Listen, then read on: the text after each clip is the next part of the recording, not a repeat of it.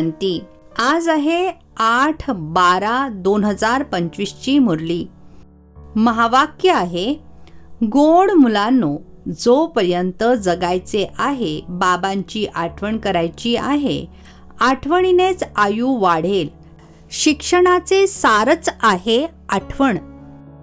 प्रश्न आहे, तुम्हा मुलांचे अतींद्रिय सुख गायले गेले आहे ते का? उत्तर आहे, कारण तुम्ही नेहमीच बाबांच्या आठवणीमध्ये आनंद साजरा करता. आता तुमचा कायमचाच क्रिसमस आहे. तुम्हाला स्वयं भगवान शिकवत आहेत. यापेक्षा जास्त आनंद अजून कोणता असेल? हा दररोजचा आनंद आहे, म्हणून तुमचेच अतींद्रिय सुख गायले गेले आहे. गीत आहे, नयनहीन को राह दिखाओ प्रभु, पग पग ठोकर खाय. ओम शांती. ज्ञानाचा तिसरा नेत्र देणारे रुहानी बाबा रुहानी मुलांना समजावून सांगत आहेत. ज्ञानाचा तिसरा नेत्र बाबांशिवाय इतर कोणीही देऊ शकत नाही. तर आता मुलांना ज्ञानाचा नेत्र मिळाला आहे. आता बाबांनी समजावून सांगितले आहे की भक्ती मार्ग आहेच मुळी काळोखा मार्ग. जसे रात्रीचा उजेड नसतो तर मनुष्य धक्के खात राहतात. गायले देखील जाते, ब्रह्माची रात्र ब्रह्माचा दिवस. सतयुगामध्ये असे म्हणणार नाही की आम्हाला रस्ता दाखवा, कारण आता तुम्हाला मार्ग मिळत आहे. बाबा येऊन मुक्तीधाम आणि जीवनमुक्तीधामचा रस्ता सांगत आहेत. आता तुम्ही पुरुषार्थ करत आहात. आता जाणता की बाकी थोडा वेळ आहे. दुनिया तर बदलणार आहे. ही तर गाणी देखील बनलेली आहेत. दुनिया बदलने वाली है. परंतु मनुष्य बिचारे जाणत नाहीत की दुनिया केव्हा बदलणार आहे, कशी बदलणार आहे, कोण बदलतात. कारण ज्ञानाचा तिसरा नेत्र काही नाही आहे. आता तुम्हा मुलांना हा तिसरा नेत्र मिळाला आहे, ज्याद्वारे तुम्ही या सृष्टीचक्राच्या आदी मध्य अंताला जाणले आहे. आणि हेच तुमच्या बुद्धीमध्ये ज्ञानाचे सॅक्रिन आहे. जशी चिमूटभर सॅक्रिन सुद्धा खूप गोड असते, तसे ज्ञानाचे 2 शब्द मन मना भव हीच सर्वात मोठी गोष्ट आहे. बस बाबांची आठवण करा. बाबा येतात आणि येऊन रस्ता सांगतात. कुठला रस्ता दाखवतात? शांतीधाम आणि सुखधामचा. तर मुलांना खूप आनंद होतो. दुनिया जाणत नाही की आनंद केव्हा साजरा केला जातो. आनंद तर नवीन दुनियेमध्ये साजरा केला जाणार ना. ही तर अगदी कॉमन गोष्ट आहे की जुन्या दुनियेमध्ये आनंद येणार कुठून? जुन्या दुनियेमध्ये मनुष्य त्राही त्राही करत आहेत, कारण तमोप्रधान आहेत. तमोप्रधान दुनियेमध्ये आनंद कुठून येणार? सतयुगाचे ज्ञान तर कोणालाच नाहीये, म्हणून बिचारे इथे आनंद साजरा करत राहतात. बघा, क्रिसमसच्या वेळी देखील किती आनंद साजरा करतात. बाबा तर म्हणतात की जर आनंदाच्या गोष्टी विचारायच्या असतील तर गोप गोपींना अर्थात माझ्या मुलांना विचारा. कारण बाबा खूप सोपा मार्ग सांगत आहेत. गृहस्थ व्यवहारामध्ये राहत असताना, आपल्या कामधंद्याचे कर्तव्य पार पाडत असताना कमलपुष्प समान राहा आणि माझी आठवण करा. जसे आशिक माशूक असतात ना, ते देखील काम धंदा करत असताना एकमेकांची आठवण करत असतात. त्यांना साक्षात्कार देखील होतात. जसे लैला मजनू, हीर रांझा, ते विकारासाठी एकमेकांचे आशिक होत नाहीत. त्यांच्या प्रेमाचे गायन केले गेले आहे. त्यामध्ये एकमेकांचे आशिक होतात. परंतु इथे ती गोष्ट नाहीये. इथे तर तुम्ही जन्मजन्मांतर त्या माशूकचे आशिकच असता. ते माशूक अर्थात शिवबाबा तुमचे आशिक नाहीत. तुम्ही त्यांना इथे येण्यासाठी बोलावता. ओ भगवान, नयनहीन असणाऱ्यांना येऊन रस्ता दाखवा. तुम्ही अर्धे कल्प बोलावत आले आहात. जेव्हा दुःख वाढते तेव्हा जास्त बोलावता. जास्त दुःखामध्ये जास्त आठवण करणारे देखील असतात. बघा, आता आठवण करणारे किती असंख्य आहेत.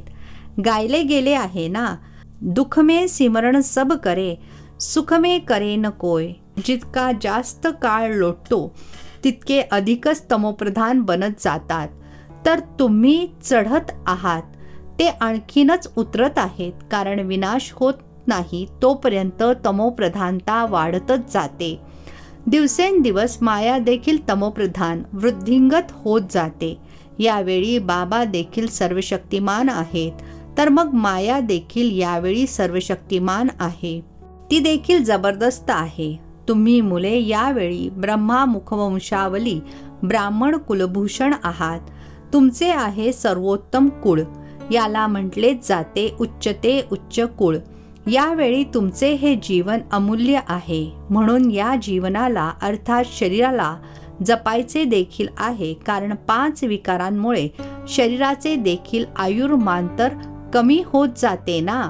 तर बाबा म्हणतात, आता यावेळी 5 विकारांना सोडून योगामध्ये राहा, तर आयुष्य वाढत राहील.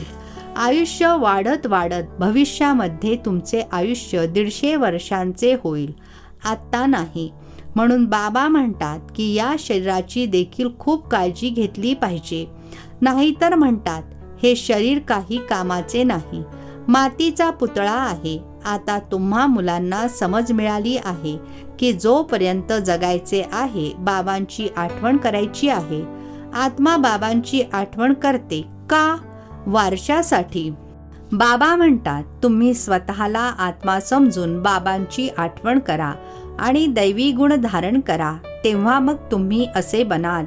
तर मुलांनी व्यवस्थित अभ्यास केला पाहिजे. अभ्यासामध्ये आळस इत्यादी करता कामा नये, नाहीतर नापास व्हाल. खूप कमी दर्जाचे पद मिळेल. अभ्यासामध्ये देखील मुख्य गोष्ट ही आहे, ज्याला तंत अर्थात सार म्हटले जाते, ती आहे बाबांची आठवण करा. जेव्हा प्रदर्शनीमध्ये किंवा सेंटरवर कोणीही येतात, तर त्यांना सर्वप्रथम हे समजावून सांगा की बाबांची आठवण करा, कारण ते सर्वश्रेष्ठ आहेत. तर सर्वश्रेष्ठ असणाऱ्याचीच आठवण केली पाहिजे. त्यांच्यापेक्षा कमी असलेल्याची थोडीच आठवण केली पाहिजे. म्हणतात देखील उच्चते उच्च भगवान. भगवंतच तर नवीन दुनियेची स्थापना करणारे आहेत. बघा, बाबा देखील म्हणतात, नवीन दुनियेची स्थापना मी करतो, म्हणून तुम्ही माझी आठवण करा, तर तुमची पापे नष्ट होतील. तर हे पक्के लक्षात ठेवा, कारण बाबा पतित पावन आहेत ना. ते हेच सांगतात की जेव्हा तुम्ही मला पतित पावन म्हणता, तर तुम्ही तमोप्रधान आहात, खूप पतित आहात. आता तुम्ही पावन बना. बाबा येऊन मुलांना समजावून सांगतात की तुमचे आता सुखाचे दिवस येणार आहेत. दुःखाचे दिवस पूर्ण झाले. बोलावता देखील हे दुःख हरता सुखदाता. तर जाणता ना की खरोखर सतयुगामध्ये सर्वजण सुखीच सुखी आहेत. तर बाबा मुलांना म्हणतात की सर्वांनी शांतीधाम आणि सुखधामची आठवण करत राहा. हे आहे संगमयुग. खिवय्या अर्थात नावाडी तुम्हाला पलीकडे घेऊन जातात. बाकी यामध्ये खिवय्या अथवा नावेची काही गोष्टच नाहीये. ही तर महिमा करतात की नावेला पार अर्थात पलीकडे घेऊन जा. आता एकाचीच काही नाव तर पलीकडे न्यायची नाहीये. सर्व दुनियेच्या नावेला पार करायचे आहे. ही सर्व दुनिया जणू काही एक खूप मोठे जहाज आहे, याला पार करतात. तर तुम्हा मुलांना खूप आनंद साजरा केला पाहिजे, कारण तुमच्यासाठी सदैव आनंद आहे. सदैव क्रिसमस आहे.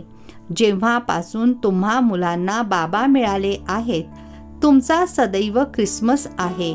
म्हणून अतींद्रिय सुख गायले गेले आहे. बघा, हे सदैव खुश राहतात का? अरे, बेहदचे बाबा मिळाले आहेत. ते आपल्याला शिकवत आहेत, तर हा रोजच आनंद झाला पाहिजे ना. बेहदचे बाबा शिकवत आहेत. वाह, कधी कोणी ऐकले आहे? गीतेमध्ये देखील भगवान वाच आहे की मी तुम्हाला राजयोग शिकवतो. जसे ते लोक बॅरिस्टरी योग, सर्जरी योग शिकवतात, मी तुम्हा रुहानी मुलांना राजयोग शिकवतो. तुम्ही इथे येता तर बरोबर राजयोग शिकण्यासाठी येता ना. गोंधळून जाण्याची काही गरज नाही. तर राजयोग शिकून पूर्ण केला पाहिजे ना. भागंती तरी होता कामा नये. शिकायचे देखील आहे, तर धारणा देखील चांगली करायची आहे. टीचर शिकवतात धारणा करण्यासाठी. प्रत्येकाला आपापली बुद्धी असते, कोणाची उत्तम, कोणाची मध्यम, कोणाची कनिष्ठ. तर स्वतःला विचारले पाहिजे की मी उत्तम आहे, मध्यम आहे का कनिष्ठ आहे. स्वतःला स्वतःच पारखायचे आहे की मी अशी उच्च ते उच्च परीक्षा पास करून उच्चपद मिळवण्याच्या लायक आहे का. मी सेवा करतो का. बाबा म्हणतात, मुलांनो, सेवाभावी बना, बाबांना फॉलो करा, कारण मी देखील सेवा करतो ना. आलोच आहे सेवा करण्यासाठी आणि दररोज सेवा करतो, कारण रथ सुद्धा घेतला आहे ना. रथ अर्थात ब्रह्मा बाबांचे तन देखील मजबूत चांगला आहे आणि सेवा तर यांची सदैव चालते आहे. बाप दादा तर यांच्या रथामध्ये सदैव आहेत. भले यांचे शरीर आजारी पडले तरी मी तर बसलो आहे ना. तर मी यांच्यामध्ये बसून लिहितो देखील. जर हे अर्थात ब्रह्मा बाबा मुखाने बोलू जरी शकले नाहीत तरी मी लिहू शकतो. मुरली मिस होत नाही. जोपर्यंत बसू शकतात, लिहू शकतात, तर मी मुरली देखील सांगतो, मुलांना लिहून पाठवतो. कारण सर्व्हिसेबल अर्थात सेवाभावी आहे ना. तर बाबा येऊन समजावून सांगतात की तुम्ही स्वतःला आत्मा समजून निश्चय बुद्धी बनून सेवेला लागा. बाबांची service on God fatherly service, जसे ते अर्थात दुनियावाले लिहितात ऑन हिज मॅजेस्टी सर्व्हिस. तर तुम्ही काय म्हणणार. या मॅजेस्टीपेक्षाही उच्च सेवा आहे, कारण मॅजेस्टी अर्थात महाराजा बनवतात. हे देखील तुम्ही समजू शकता की खरोखर आपण विश्वाचे मालक बनतो. तुम्हा मुलांमध्ये जे चांगल्या रीतीने पुरुषार्थ करतात त्यांनाच महावीर म्हटले जाते. तर हे चेक करायचे असते की कोण महावीर आहेत जे बाबांच्या डायरेक्शन प्रमाणे चालतात. बाबा समजावून सांगतात की मुलांनो, स्वतःला आत्मा समजा, भावाभावाच्या दृष्टीने बघा. बाबा स्वतःला भावांचे पिता समजतात आणि भावांनाच बघतात, सर्वांना तर बघणार नाहीत. याचे तर ज्ञान आहे की शरीराशिवाय काही कोणी ऐकू शकणार नाही, बोलू शकणार नाही. तुम्ही तर जाणता ना की मी देखील इथे शरीरामध्ये आलो आहे. मी हे शरीर लोनवर घेतले आहे. शरीर तर सर्वांना आहे. शरीरासोबतच आत्मा इथे शिकत आहे. तर आता आत्म्यांना समजले पाहिजे की बाबा आम्हाला शिकवत आहेत. बाबांची बैठक कुठे आहे. अकाल तख्तावर. बाबांनी समजावून सांगितले आहे की प्रत्येक आत्मा अकाल मूर्त आहे. तिचा कधी विनाश होत नाही, कधीही जळत नाही, कापली जात नाही, बुडत नाही, लहान मोठी होत नाही. शरीर लहान मोठे होते तर दुनियेमध्ये जे पण मनुष्य मात्र आहेत त्यांच्यामध्ये जी आत्मा आहे तिचे तख्त हे भ्रुकुटी आहे. शरीर वेगवेगळी आहेत. कोणाचे अकाल तख्त पुरुषाचे, कोणाचे स्त्रीचे, कोणाचे लहान मुलाचे. तर केव्हा आपण कोणाशी बोलाल तर हेच समजा की आपण आत्मा आहोत, आपल्या भावासोबत बोलत आहोत. बाबांचा संदेश देतो की शिवबाबांची आठवण करा, तर हा जो गंज चढला आहे तो निघून जाईल. जसे सोन्यामध्ये खाद पडते तर व्हॅल्यू कमी होते, तर तुमची देखील व्हॅल्यू कमी झाली आहे. आता पूर्णपणे व्हॅल्यूलेस अर्थात निरुपयोगी झाले आहेत. याला दिवाळे निघणे देखील म्हटले जाते. भारत किती धनवान होता, आता कर्ज घेत राहतात. विनाशामध्ये तर सर्वांचा पैसा नष्ट होईल. देणारे घेणारे सगळे नष्ट होतील. बाकी जे अविनाशी ज्ञानरत्न घेणारे आहेत ते मग येऊन आपले भाग्य घेतील. अच्छा, गोड गोड खूप खूप वर्षांनंतर भेटलेल्या मुलांप्रती मात पिता बापदादांची प्रेमपूर्वक आठवण आणि सुप्रभात. आत्मिक पित्याचा आत्मिक मुलांना नमस्ते. आम्हा आत्मिक मुलांचा आत्मिक पित्याला नमस्ते. धारणेसाठी मुख्य सारांश आहे. पहिला पॉइंट आहे, बाबांना फॉलो करून बाबांप्रमाणे सेवाभावी बनायचे आहे.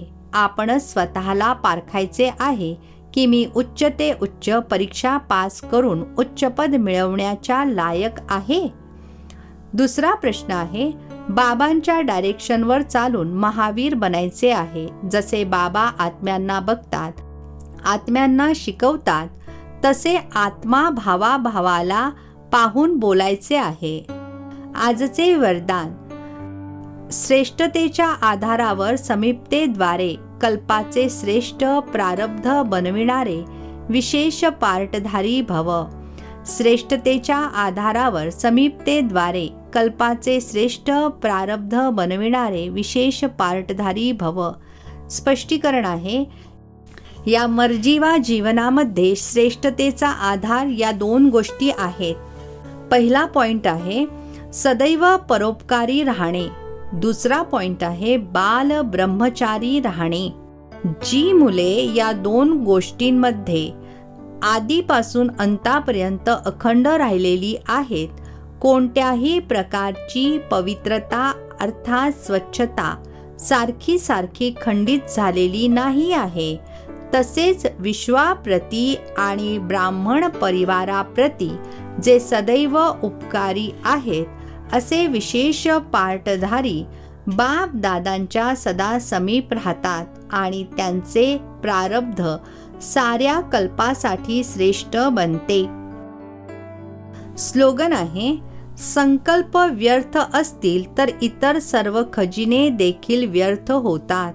संकल्प व्यर्थ असतील तर इतर सर्व खजिने देखील व्यर्थ होतात. अव्यक्त इशारे: आता संपन्न अथवा कर्मातीत बनण्याचा ध्यास धरा. कर्मातीत स्थितीचा अनुभव करण्यासाठी ज्ञान ऐकणे आणि ऐकविण्यासोबत आता ब्रह्मा बाबांप्रमाणे न्यारे अशरीरी बनण्याच्या अभ्यासावर विशेष अटेन्शन द्या. जसे ब्रह्मा बाबांनी साकार जीवनामध्ये कर्मातीत होण्यापूर्वी न्यारे आणि प्यारे राहण्याच्या अभ्यासाचा प्रत्यक्ष अनुभव करविला, सेवेला अथवा कोणत्याही कर्माला सोडले नाही, परंतु न्यारे होऊन शेवटच्या दिवशी देखील मुलांची सेवा समाप्त केली, असे फॉलो फादर करा. अच्छा, ओम शांती. नवनवीन मराठी व्हिडिओज प्राप्त करण्यासाठी सबस्क्राईब करा मराठी गॉड रिपोर्ट चॅनलला.